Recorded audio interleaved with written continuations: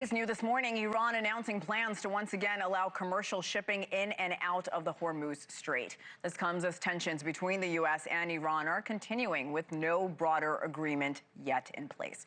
With us now, NewsNation international correspondent Robert Sherman in Doha. Good morning from New York, my friend.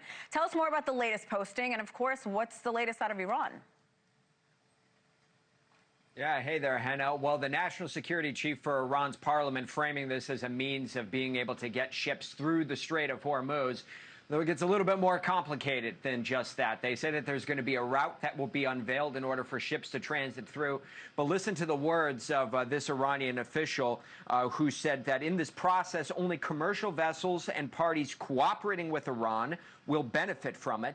The necessary fees will be collected for the specialized services provided under this mechanism.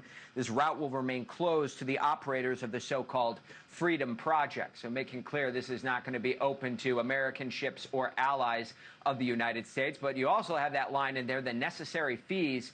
Certainly sounds an awful lot like tolling, which is a move that has been condemned not just by the Western world of the international community, but also by some of Iran's allies, such as China, who said that they do not support the imposition of fees or tolls on ships going through the Strait of Hormuz, saying that would be a violation of freedom of navigation. This is illustrative of the gridlock that we are currently in right now between both of these sides during this negotiating process, with the president saying he's been none too thrilled with the most recent proposals that have come from the Iranian side, and Iran not backing down from its positions. The nuclear issue and their ability to generate nuclear products remains centerfold in this whole discussion here, Hena. And at this point, neither side giving the indication they're prepared to make any compromises on that front. While Pakistan remains hopeful that they can get both sides back to the negotiating table, and there's talks of progress that has taken place since the last meetings in Islamabad, still very clearly some gaps that have yet to be bridged. Robert, as all of this is happening, we're also learning more about the capture and extradition to the U.S. of Mohammed Bakr Saad Daawud al-Saadi.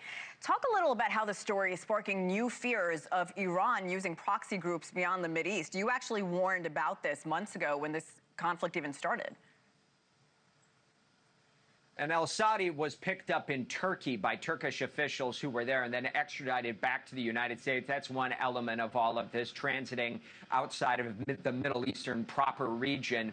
But then also his involvement with groups, alleged involvement with groups such as Kataib Hezbollah, which is an Iranian proxy that operates out of Iraq.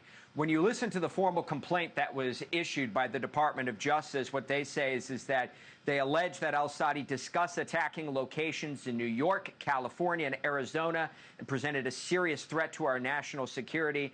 They also said that he was involved in the attempt and coordination of 20 attacks throughout Europe and the United States. This is the big element here, Hena, is exactly how far the reach Iran's proxies have, with most of these groups reporting back to the Iranian Revolutionary Guard in particular.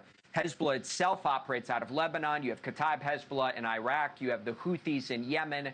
But the bigger fear is that exactly what kind of satellite operations do these groups have in Europe, the United States, and elsewhere, something that keeps many security groups around the globe on guard.